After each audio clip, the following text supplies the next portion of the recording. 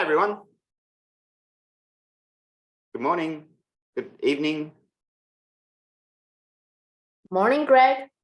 Sorry about Hi, that. Greg. Greg. Good morning. Technical problems. Hi. All right. Well, look, welcome everyone.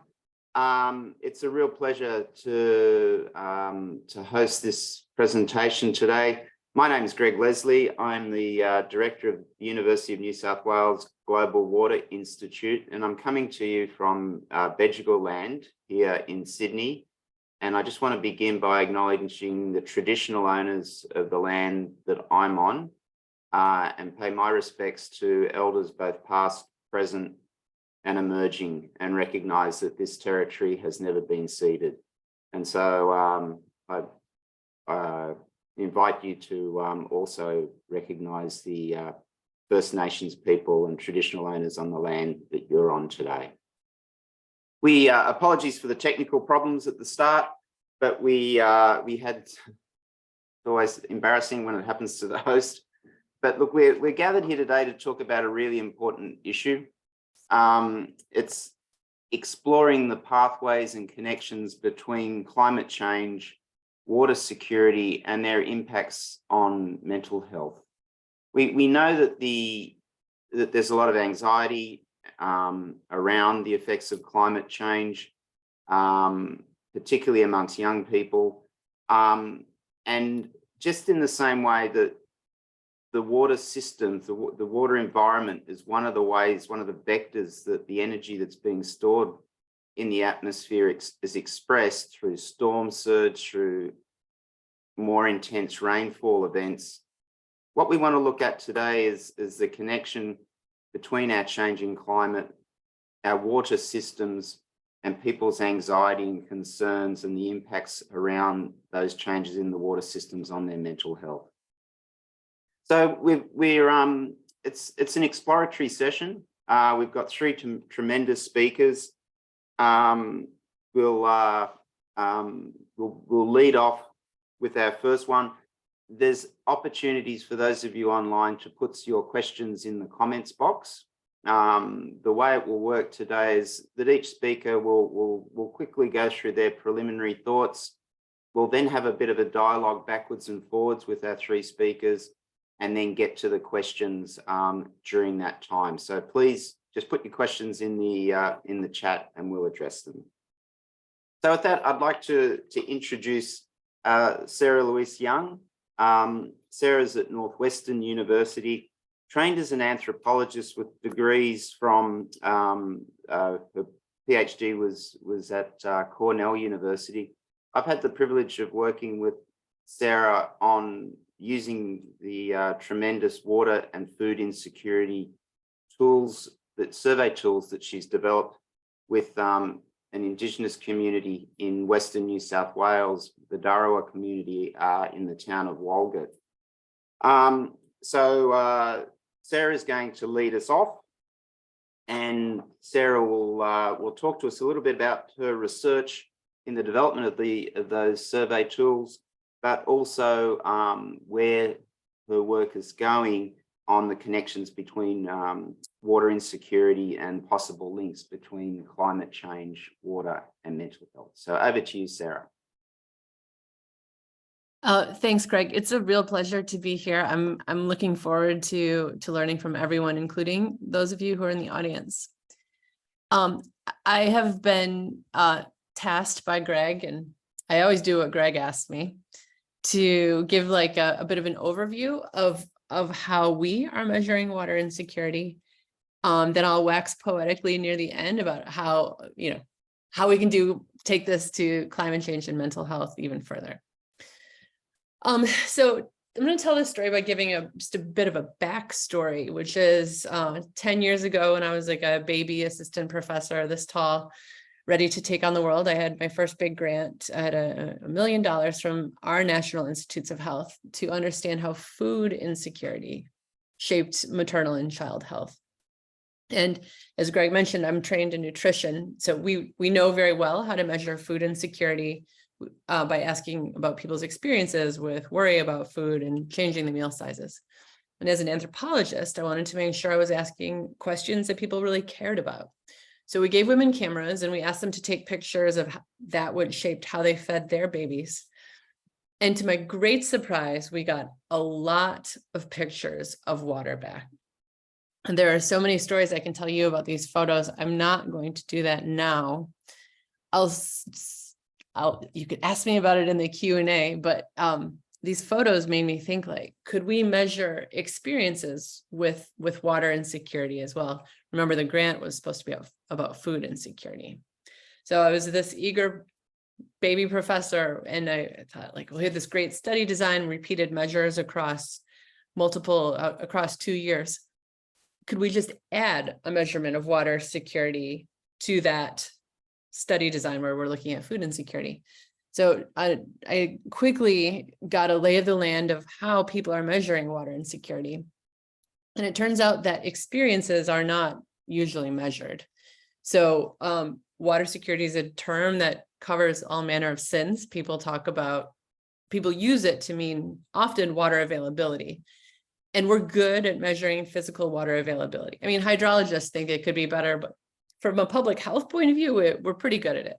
We're also pretty good at measuring infrastructure. The JMP Drinking Water Ladder, which is a Sustainable Development Goal indicator, measures that right now. When we can get at safety with a range of diagnostics. But what was missing and what I was hearing about is these experiences with water that were really shaping how women live their whole lives, in fact. And this idea is so with what the current indicators were, going back to this photo, she had infrastructure. There was a huge sim tank, like a place to store water on premise, and Lake Victoria was not very far away from her. But she had this picture taken of her with her mother-in-law, who was not letting her use that sim tank, which means that she needed to go to fetch water. And in the process, she's very pregnant. Her belly's out here. You can't see because she's face on. She went into premature labor and had some very serious health issues. So using standard indicators of water security, she would be okay, but we know that she wasn't, and we needed a way to measure that. And this was, to me, a very obvious idea to measure access and use, because, like I said, this is how we measure food insecurity. So I'm just borrowing from someone else's playbook with all that came next. So I saw a need to develop a scale to measure exactly these kinds of experiences, and we did so in Kenya. And as an anthropologist, one of our favorite things is cross-cultural comparisons. And so the next step was to develop a tool that would work globally. And with much blood, sweat, tears, gray hairs, we collected a lot of data in a lot of very different places to stress test these candidate items that we thought were candidates for a globally valid scale. And I'm going to not tell you about scale development. There's plenty to read about it, and you can see these papers here. You can get to these. All these papers are open access, and they're on wisescales.org. I'll just say for today that a miracle occurred, and we went from 32 candidate items to 12 final items. And those final items ask about, like I said, experiences like, did you have to change the food you cooked because of problems with water? Were you angry about your water situation? And this characterization of water covers too much water, too little water, or water of poor quality. It's always problems with water. The responses are scored. So if you are sometimes worried, you would score a 2. If your water supply is never interrupted, you would be a 0. So the range is 0 to 36, and it takes 3 minutes to administer. So fast forwarding another few years, so you started in 2013 in Kenya. 2019, we had the global scale developed. Now the wind is a bit in our sails, and there's a broad uptake of the scales. So any of the countries in green, we have nationally representative data for. The dots in red are places where it's been used in a particular site, but this map is very out of date. And in fact, there are many more organizations that have used it. In fact, I'm just back from the governor's palace in Nuevo Leon, Mexico, where they have like signed a pledge to use water insecurity scales to measure the progress in their state towards towards water security. Many national governments are signing on. It's really exciting, and there's some, I think, very exciting developments in Australia related to using this for advocacy. So with this higher resolution of measurement, so these are the 12 I-wise items. There's a household version that's H-wise, and there's an individual version that's I-wise. We can see more precisely who is being left behind because we're measuring it at the level of the individual. So we can see how it varies by, for example, gender, or by age or ethnicity.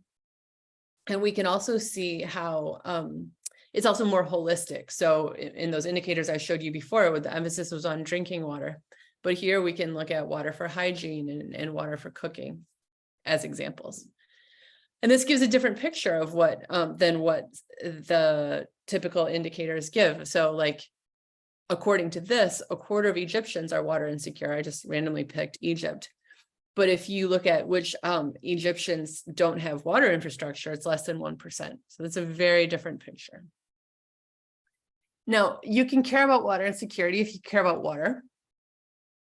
But the beauty, I think, of this kind of indicator is that we can tie water insecurity to all kinds of other outcomes, including economic well-being, nutrition, physical health, and psychosocial health.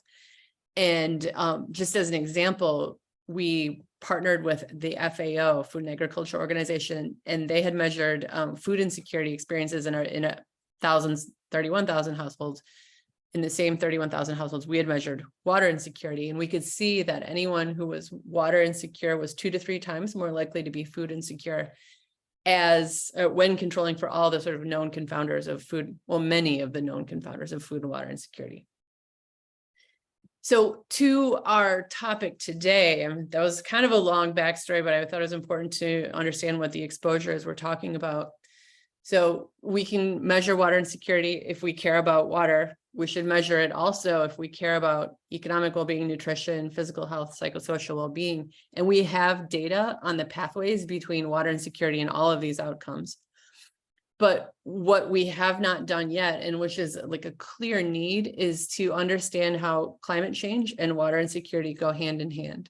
Now, this is not my line, but I love it. I heard it from Andy Roby, who is at FCDO in the UK. And he said that if climate change is a shark, then water insecurity is its teeth. And that feels very apt as we are seeing, the landslides in Vermont, as we're seeing, droughts here, as we're seeing, so I feel like a really important next step in the water security literature is to tie water and climate together better than what we've been doing. And I'm so grateful to Claire Dooley, who is a professor at London School of Hygiene and Tropical Medicine. We are working with her and her group to, we have geotag data on all of those nationally representative data that I showed you. And we're trying to pin climate events to water insecurity. And our kind of pie in the sky is to then at the same time measure mental health outcomes. So I think I'll stop there.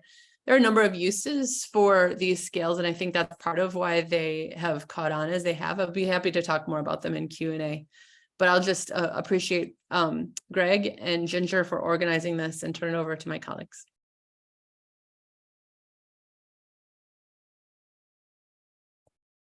Thank you, Sarah. And no, that was terrific. Look, also my tardiness in trying to get my computer to work this morning, I neglected to mention our partners. We're indebted to Claire and her colleagues at the London School of Tropical Health and Medicine, and who's been very instrumental in helping us pull this session together. So welcome, Claire, and appreciate your help. Okay, our next speaker is a colleague of mine here at the University of New South Wales, Xiaofeng. as a professor in the School of Population Health. Zhao leads, or his programmatic research covers many areas, but it's been really focused on population well-being and improving population well-being by identifying things in the environment that we can control.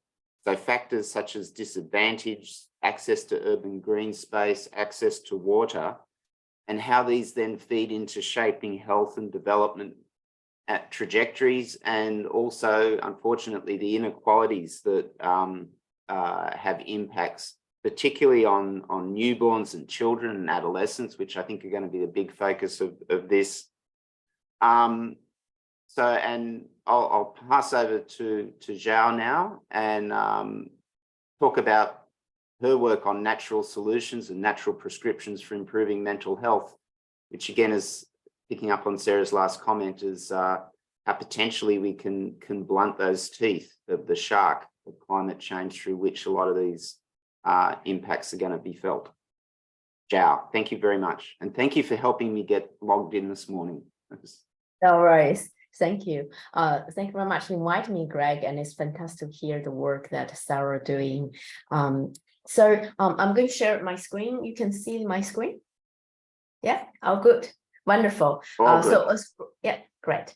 So as Greg introduced that I'm professor in urban health and environment at School of Population Health at UNSW, Sydney, Australia. So I just have a brief intro about myself, but also then want to tell you a little bit the work I'm doing on green space and mental health. So I'm also a founding co-director of Power Lab, a population well-being and environment research lab, which is a multi-university collaboration between UNSW and also University of Wollongong in Australia. Those are the photos we took before the pandemic, and we used to have annual Power Fest as a conference, and we also educate and support the next generation. So we regularly bring speakers just like today from Australia, but also overseas on our campus to give seminars. And also we empower our students and early researchers by giving skill-based workshop, which we call Power Tool, and a regular journal club organized by our postdoc PhDs. So what do we do in Power Lab? We conduct a research, by the name you can tell, is investigate the relationship between population, well-being, health, and environment. So we have few of those flagships project, which is focused on green space and health. And you can see this is just some of the paper we published just on green space and health. Probably in the last 10 years or since I established the lab in 2016, we have like 70, 80 publications just in this research theme. So I'm glad that with combined effort, and we have a lot of research publications, and I was able to secure over 21 million research funding for my research group, and many PhD students graduate from Power Lab. And we are able to translate our research into the policy. And there's even one I show here, not only in Australia, locally, such as Sydney, Wollongong, but also overseas, such as Professor Sizer, actually used my research. This 330-300, the 30% is continual in my research, use big data, and that has been applied and promoted overseas as well. And we really glad that we're able to empower the next generations of research in the environment field. And many of the postdoc and PhDs are now working with the government and or working in prestigious universities. To talk about mental health today, as you can see, this is at our local NSW, the state we are in, one of the largest state from the population sense in Australia. And on their planning, Department of Planning website, they directly cite my research showing that is why they need to have more tree canopies, have more trees and green space.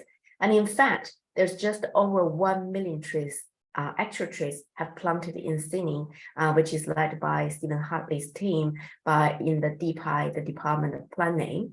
And we expect there will be another 5 million trees will be planted, established in Sydney in the next 6 years. So you probably by now think, well, yes, it looks great, right? And if you have trees and the parks near your home, this is the only reason that is good for our mental health. Well, today I'm going to talk briefly about it. Many years ago, clearly before pandemic, and I still look a lot younger, when we exploring the pathways between green space and also health. So this paper now published is one of the best cited paper in this field. So what the pathway we'll be talking about is that first is building capacities. It's not difficult to understand. When you go into a park or neighborhood, where you have a lot of green trees, but also have this walking path, you do running, which is good for your physical health. It's also good, after a lot of sweat, and you probably will have a better sleep. And you might meet your neighbors, and which those social contact, you say, hello, morning, those maybe have a quick chat. It's all really good for our mental health as well. And they also use where the second pathway, which we call restoring capacity. There are always those days we feel, oh my God, it's just exhausted day. I wish I could do 1, 2, 3, 4. I have that experience, certainly. And I walked into our local big Centennial Park and just sitting there, do nothing except sitting there. Just close my eyes, listen to the bird sounds, walk around. And, after half hour, I felt very refreshed.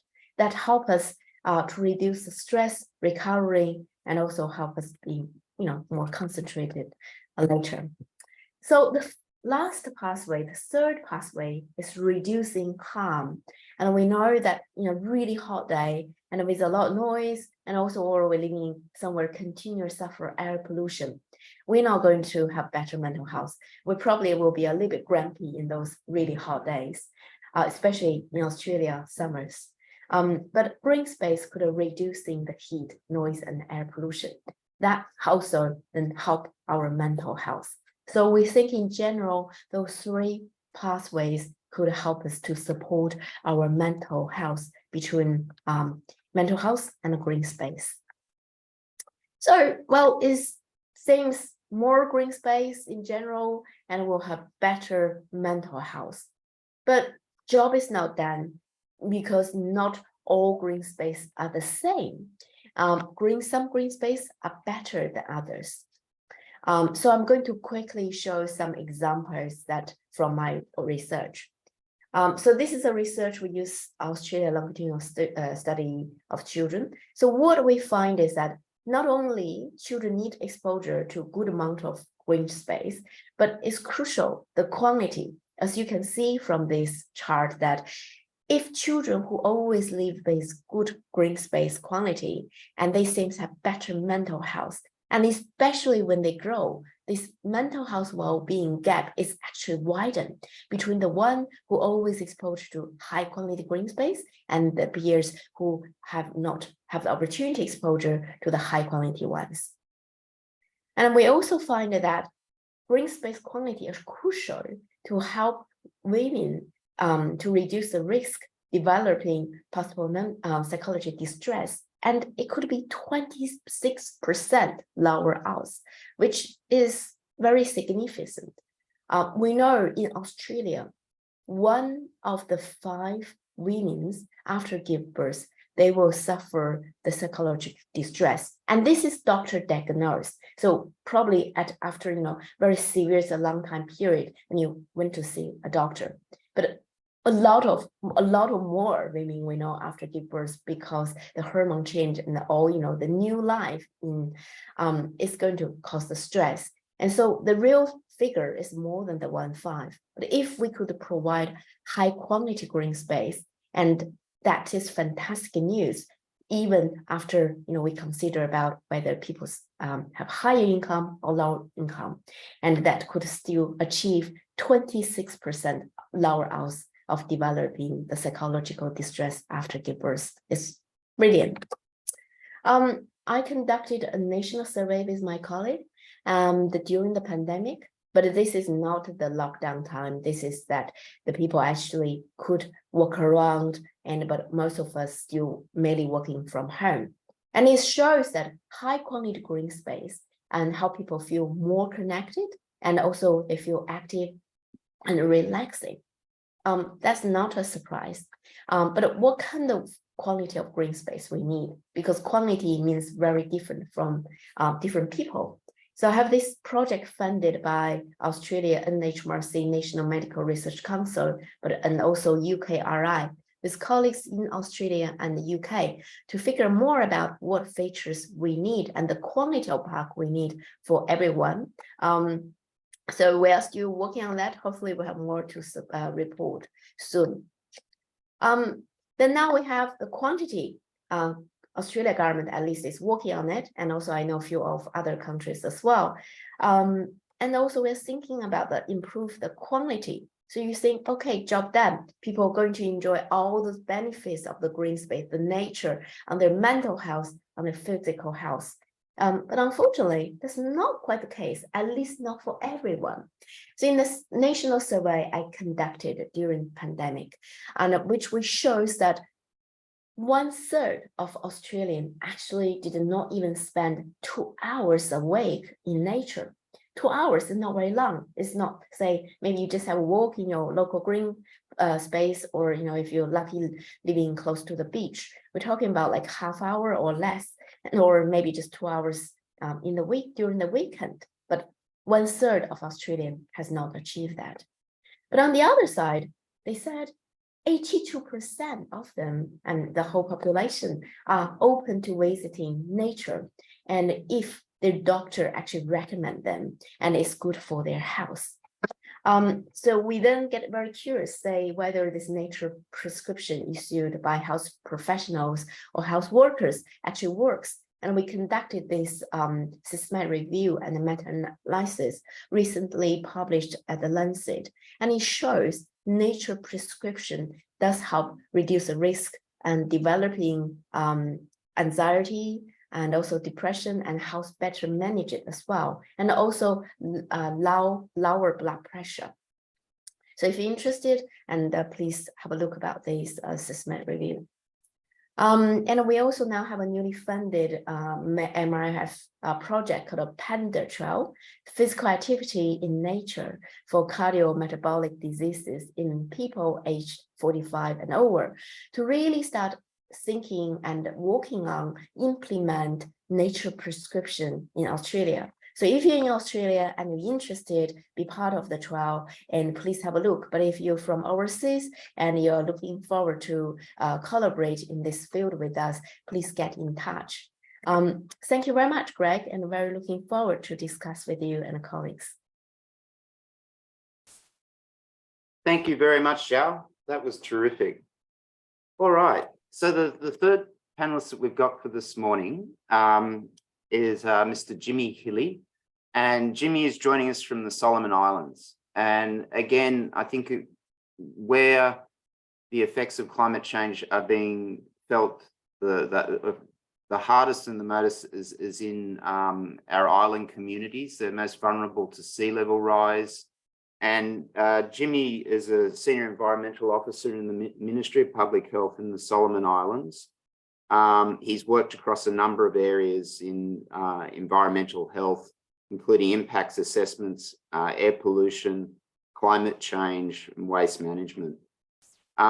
Very big on stakeholder collaboration, working with youth, and placing health issues at the centre of decision making. So Jimmy, thank you for dialing in from Honiara, and we look forward to listening to your presentation. Thank you, Greg. Let me share my screen.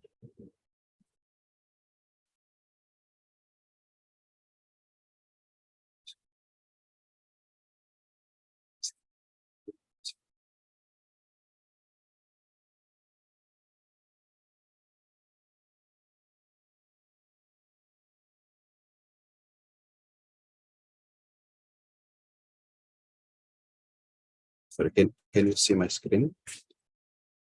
Not yet, but it's okay. You're not the only one that's had tech problems this morning. And I'm so sorry about this. No apologies necessary. Yes. This is looking better. Excellent. Can you see my screen now? It's beautiful. Perfect.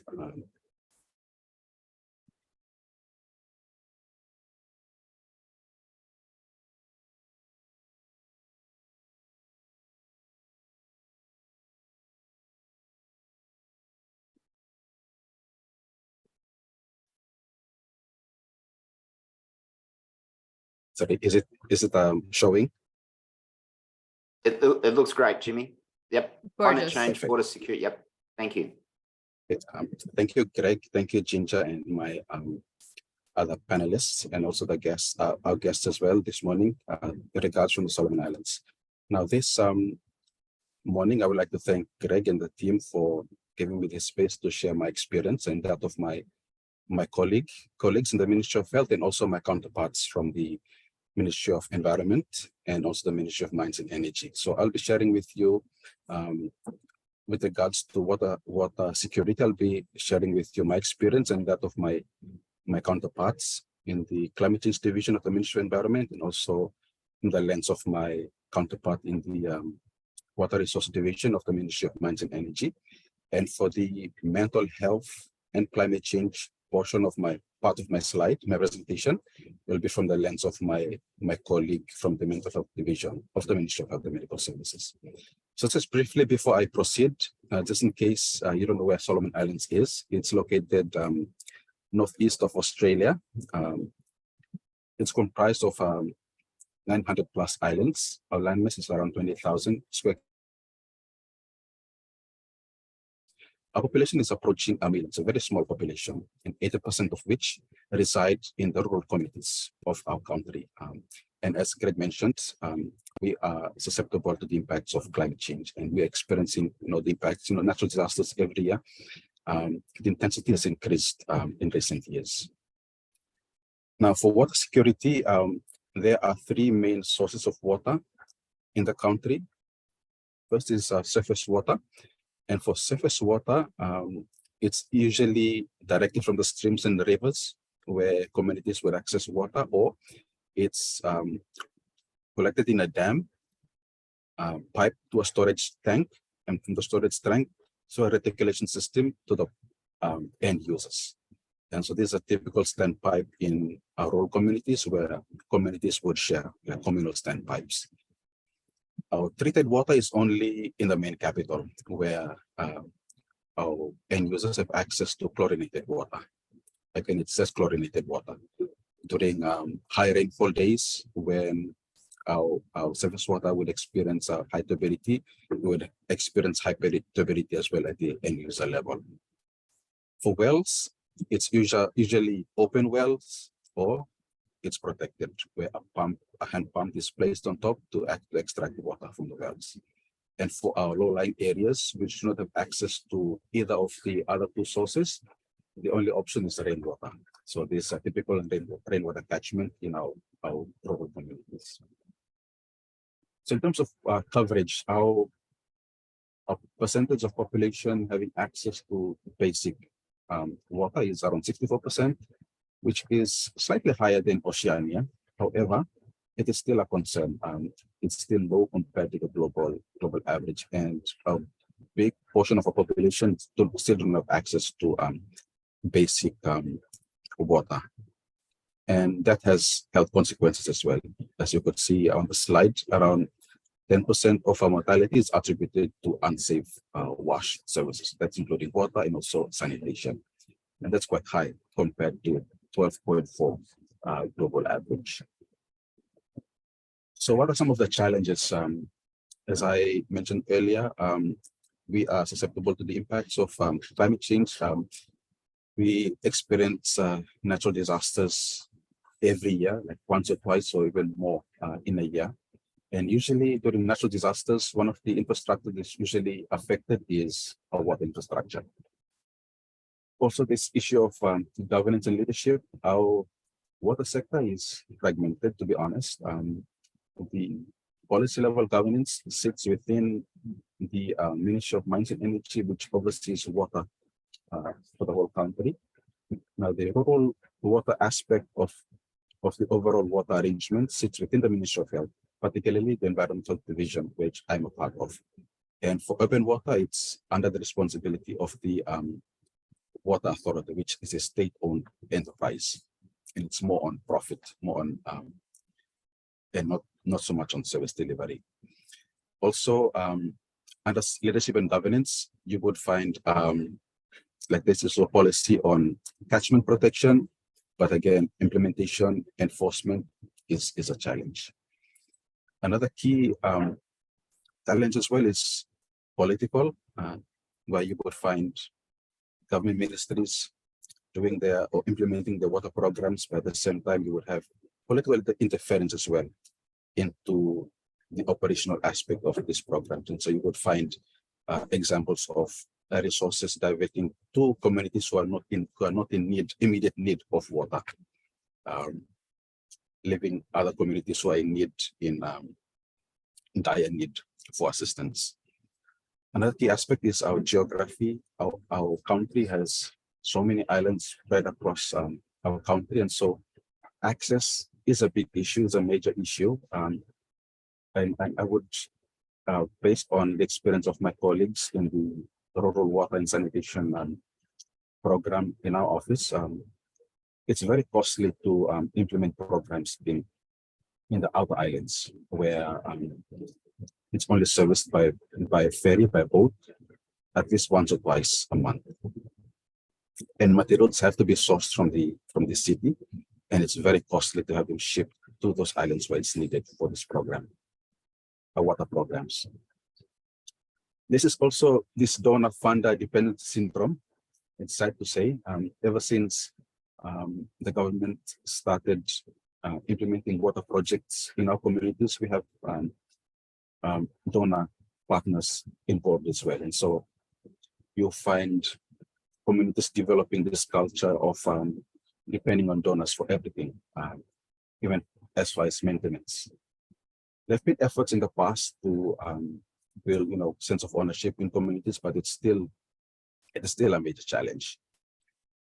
Next is technology. Figure 6 is a typical example.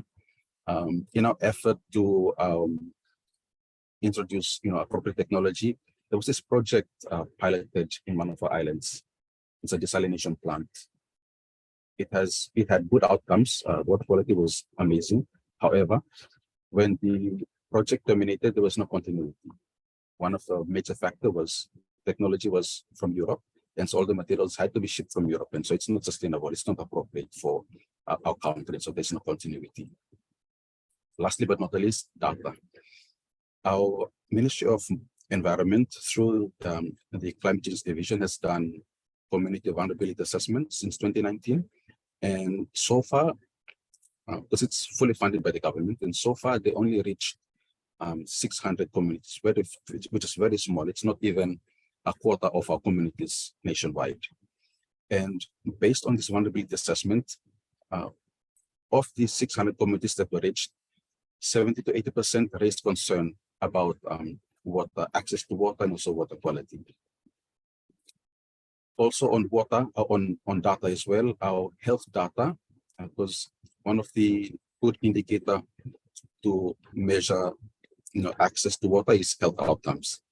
However, our health data doesn't go right down to the household level. It only reaches the community health center level, which is serving a number of different communities, different villages combined.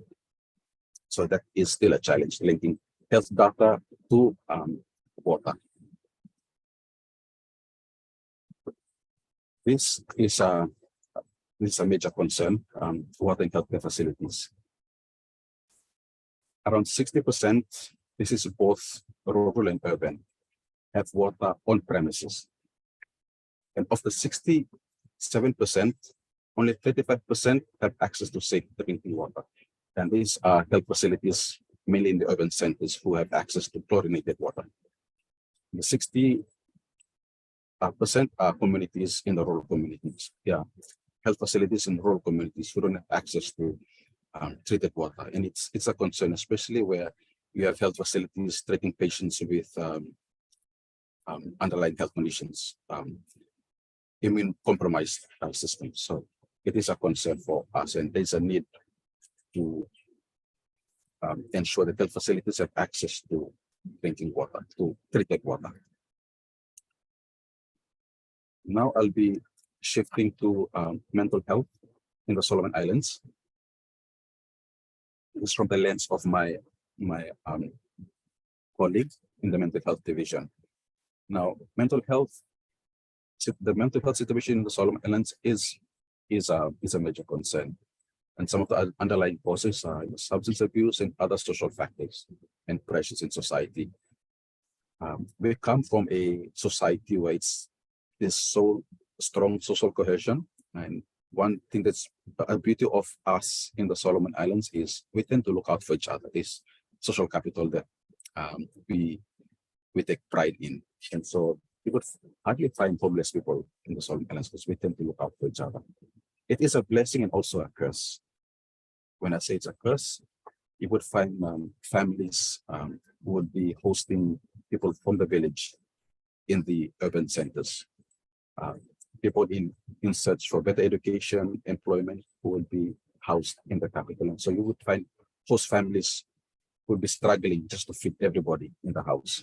And that is a major concern or contributing factor to mental health issues as well. And sadly, there's inadequate government support. A couple of years ago, one of the mental health facilities had to be closed because of limited government support. And so our patients were left in the hands of families, relatives, and friends, which they don't have the capacity to take care of this group, this vulnerable population. And usually in times of disasters, they're often neglected because support is always diverted to the larger population, those who are injured, those who are diseased, those who are suffering from other chronic illnesses, except for those who are suffering from mental health conditions. Also, you would find people who just hesitant to seek for help. I was part of this disaster response team. This was back in 2015. It affected the east side, the eastern part of the Solomon Islands. So I was part of the health team. And in this health team, there was a nurse, a medical doctor. I'm from the water sector, no psychiatrist, no staff from the mental health division. Going into a community who are traumatized, who are in need for counseling. There's no mental health support, no counseling services, no formalized services of such that's available in country. And that even translated to the disaster initial response as well, no such support. There is a drafts SOP that's in place. It was drafted back in 2019 and it still hasn't been endorsed. From what I gathered from the mental health division, they will be submitting this to cabinet for approval. But based on my experience, there's dire need for mental health to be integrated in disaster response. There's also examples of migration in country. A government had to move people living in low-lying areas to safer grounds. And because mental health is not factored into that activity, it has caused a string of social issues for that community and also for the other host communities. There's also need for raising awareness as well of the psychological impacts of climate change. While we do feel the impact of climate change affecting all aspects of society, there is need for our people to be informed of the other psychological impacts of climate change. And lastly but not the least, there's also a need for vulnerability assessment, specifically targeting mental health. And this would provide adequate data to tailor appropriate program for a vulnerable population. And that I would like to reflect as well on the assessment I mentioned earlier, the one conducted by the Ministry of Climate Change, Ministry of Environment. It was done on vulnerable population groups. However, it did not capture mental health aspect of this community. So that is a major concern and a missed opportunity as well. So thanks, Greg and team. I look forward to joining the discussion after this. Thank you, Jimmy. That was a terrific presentation, and learned a lot, and I can see the challenges. Okay, Ginger, and so also I wanted to thank Dr. Ginger Pobletti, who I work with at the Water Institute, for organising everything this morning. Ginger, if you could just bring all the speakers up. So Jimmy, if you want to turn your video back on, we've got a few questions. I had a couple of questions that I thought we'd kick off, but we've had some from the audience, so I think we might start with those first. And the first one, Jimmy, is for you, from Georgina Burgess, who I believe, Georgina, you're in the UK. And Georgina said, Jimmy, how are floods taken into account in water security? Water contamination as a result of silt or sediment deposition? And also, how is your stormwater managed in general? Is it being affected by the increased rainfall intensity? So, yeah, urban flooding. Well, sorry, flooding in general. Thank you, Georgina, and thank you, Greg. In terms of stormwater management, it is an area which is lacking at the moment. Our drainage system is designed to only cater for silt, but at the same time, we have like PET bottles and other plastics clogging the system. So it's not only siltation, but also waste as well, clogging the system. Now, in terms of siltation on our wells, especially, I would like to share just an experience on flooding in the capital. Our last flooding happened a couple of years ago, flash flooding, which affected low-lying communities. And since then, the government regulated that communities should not live X amount of meters along the floodplain. Enforcement is very poor. There's no enforcement, no compliance on that. So that is a challenge. And one of the reasons, or one of the contributing factors as well to that, is available space for habitation and also for other needs like gardening. And so you would find people still living in floodplain floodplain areas because that's the only area that's available for development. And also during flash flooding, you would find other communities, even within the city, they would use the open wells. And so during flooding, you would find inundation of these wells. And so in those situations, our team in the Ministry of Health is usually collaborate with our Ministry of Infrastructure to remove silt from these wells and to ensure that these communities have access to water as an immediate need. I hope if there's anything else I need to add, just let me know. Yeah, that was good. And Kashi had Prasad had a follow-up question. If you could just give a quick indication of what the estimates are for the typical consumption in terms of litres per person per day in the Solomons, and what people are paying for water.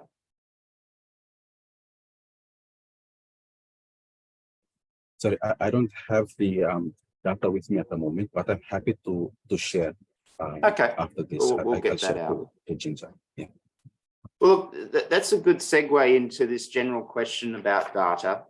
And so, Sarah, what sort of data do you think we need to start collecting? So you've got the 12 elements of the Water Insecurity Index, and certainly worry is one element of that, but getting a little bit more granular. Any thoughts there?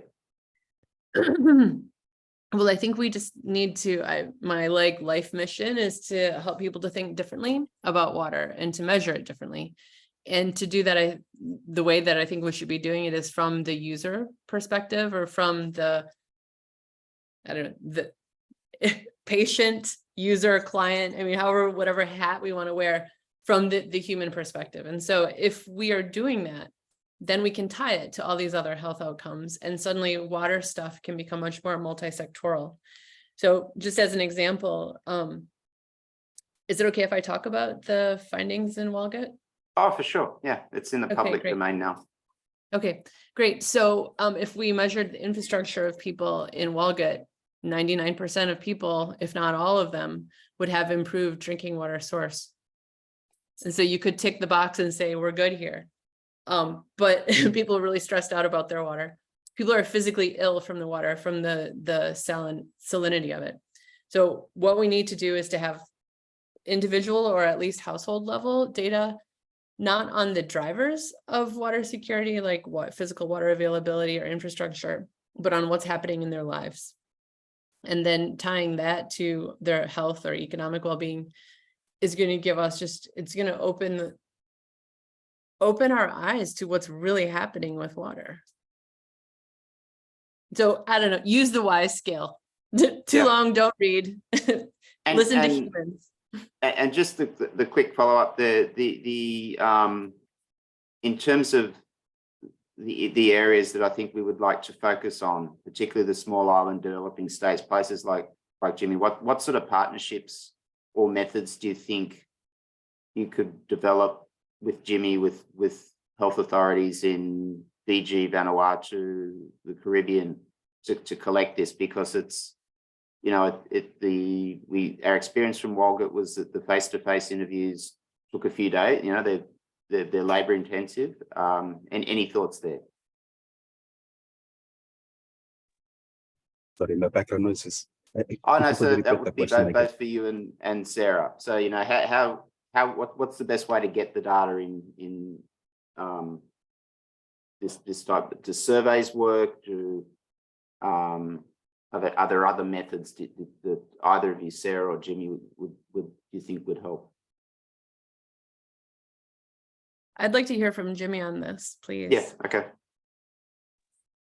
Yeah. So based on my experience, I get data from our counterparts. Face-to-face does work. Based on experience, you know, sharing information via email or by phone call, is a major issue. It's a big challenge. Even though I'm here for research, I have to be there in person, face-to-face, to get data. And at the regional scale, it would be good to have like a platform where the countries will be able to share information, to learn from each other as well. Great. All right. So, if I could ask, please, Sarah. How do you, as a country, feel about collecting data with WhatsApp? With WhatsApp, or for our society, people would prefer in-person conversation, because first you have to get in person, build a rapport with the community, gain their confidence, and be able to extract meaningful data. Otherwise, if it's by email on the phone, they will tell you what you want to know. Okay, what you need cool. to know. That's great. And is there some sort of infrastructure in place in Solomon Islands for regular data collection, household surveys? Yes, we do. It's through the PHIS system, where and so government does have census data. This regularly carried out in country. Health also does the surveys as well, but it's not for the whole population. We have our limitations as well in terms of resources to reach all of the population. So that's one of our limitations, funding. But so, and also if we were to explore the option of, you know, WhatsApp telecommunication, it would only be accessible in mainly the urban centers. Most of the rural population would miss out because of limited telecommunication coverage. Is there any possibility of inserting questions into national surveys, for example? Yes, there's a possibility for that. And probably a good opportunity would be to start a dialogue with the government before the next survey, the next census survey. I have ideas. I have suggestions. Right. Well, I'm happy to connect you to the appropriate government ministries in country to start the dialogue. Terrific. We've got some questions for Zhao. Zhao, one's from Claire, and I was going to ask as well, and I think they're connected. You know, your success, particularly with the Green Space program, is all about taking the data and then using it in advocacy. I'm just following up on Claire's question that which I've just lost. I answered. Claire, could you? It's here somewhere. Wait a minute. But no, you ask it, Claire. Welcome, and thank you for staying up late. So thanks for the question, Claire. I think I put in the it's now in the answered part, because just in case we run out of time. So Claire was interested whether the green space quantity was including about anything about like water fountains. Yes, this is actually in the part of the project. We're looking for rare things, and probably beyond the fountains, such as a pond. Some of the parks have lucky to have some water features, but not necessarily all the park currently have it. It depends the size and the location. And I guess the urban green space, a link probably between the water security is actually more than we think, because when we talk to the council, they're thinking about to plant more trees, you know, have a great parks. But the problem here is that where the water come from, because in Australia's climate, especially we're now getting hotter, we see all the news recently, and I think that's probably going to be the case. This is one of the warmest winter I have experienced in Australia, in Sydney. So if you plant new trees, especially not the established trees during the summer, even in Sydney, it's going to be a problem. And if you don't have the good irrigation system, and if you don't have the water, and if so then those trees will die. So whenever now they start to plant new trees and plan for the new green space, they have to put this on their agenda. But I also just echoing, you know, what the Sarah's research, particularly I think there is this solastogin, which is essentially the, you know, the conserved depression from the environment. And you can see that there's some public park in the summer this is really become kind of like a yellow dying grass there. And not too far away in Sydney, you know, there is a private golf course, and you see everything's great, it's green.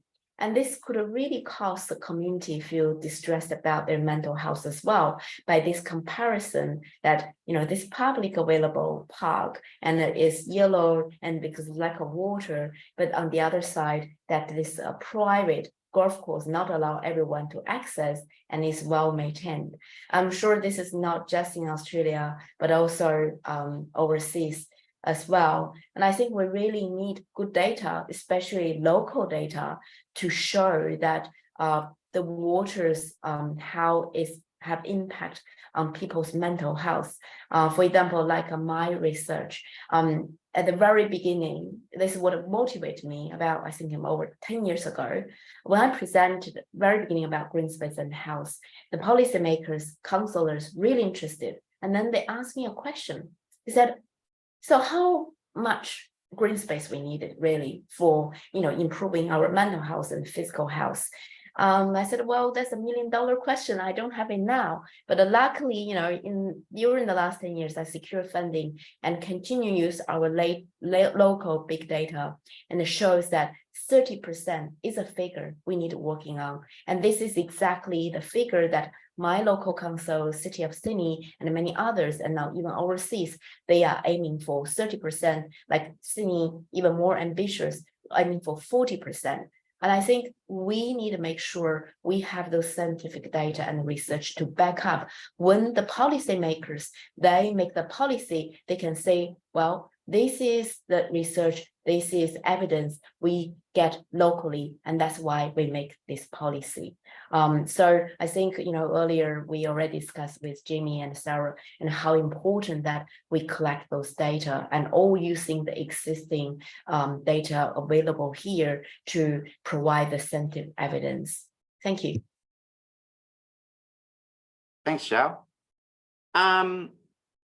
All right, so I think we've pretty much covered most of the questions that we there's a couple more from again from Georgina, who's in New Zealand. I apologize about that, Gina.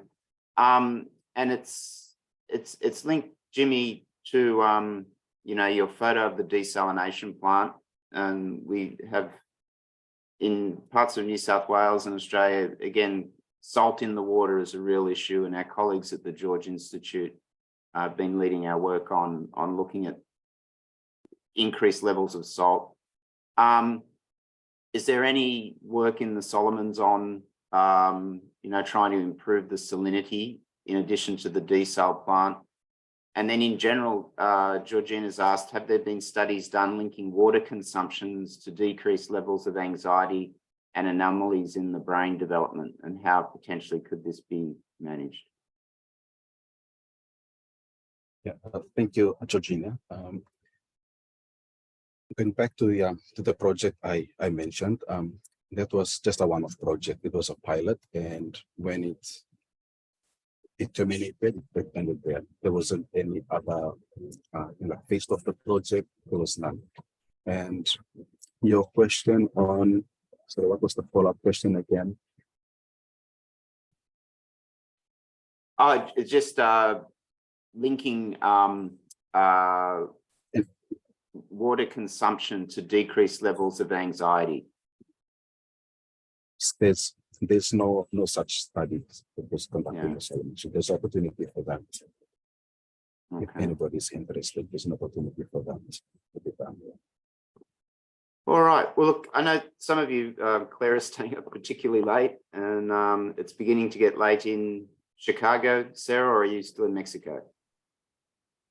I'm back from Mexico, but I do have a dinner date. But look, so I think we'll wrap it up here. First of all, thanks everyone for your interest in attending this morning. This is the first of a couple of webinars on this issue that we're beginning to organise with the Water Institute, and we're grateful to our colleagues at London School of Tropical Health and Medicine, Sarah at Northwestern, Jimmy in the Pacific. Our next one will expand the scope a little bit, and we'll be having colleagues from the Caribbean and Africa, and Mexico will be joining us, and Claire will be hosting that from the UK later this month. So on Greg, behalf if I of can just rudely interrupt to say, Yep. So Josh put something in the chat that Josh, about North Carolina. Yeah, apologies. No. Josh, are you speaking? Should I put words in your mouth? I'll put words in his mouth. It won't be the last time. We have a session at the UNC Water and Health meeting, which is in North Carolina. It's a fantastic meeting. Generally, I recommend it to anyone who is interested in water and health. But we have a session dedicated to experiential measures of water insecurity, shockingly, and where we'll talk about what we have done, but also future plans of, we're developing a scale to measure water insecurity in institutions. So prisons, schools, clinics. We would make a possibility for you to be a speaker in that session if you would be interested in attending. Excellent. Done. I think, yeah, we'll work with Jimmy to make that happen. Thank you, everyone. It's a nice discussion, and thanks for all the questions from the audience. And thank you, Ginger, for pulling everything together. So wherever you are, enjoy the rest of your day, no matter how long it is or short it is, and look forward to seeing you all again soon. Take care.